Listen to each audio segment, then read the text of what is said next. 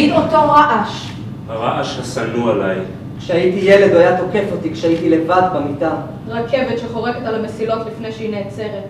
הרעש האהוב עליי הוא של נשיקות. חבל שאי אפשר להתנשק לבד. זה הרעש הכי קרוב לשקט שיש. כל השפתיים, מרקם הלשון וצליל פעימות הלב.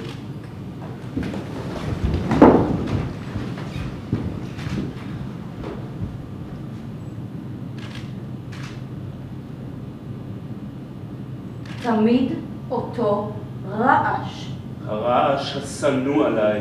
כשהייתי ילד הוא היה תוקף אותי כשהייתי לבד במיטה. רכבת שחורקת על המסילות לפני שהיא נעצרת.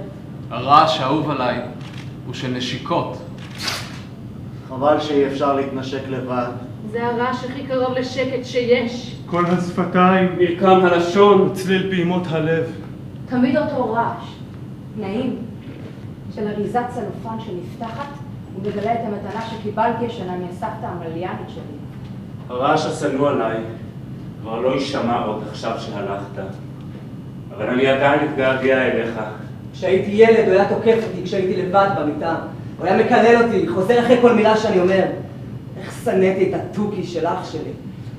רכבת שחורקת על המסילות לפני שהיא נעצרת מחוללת חשמל סטטי שיכול להחזיק נורה דולקת במשך 4 דקות ו30 שניות. הרעש האהוב עליי הוא של נשיקות. יש משהו שאני ממש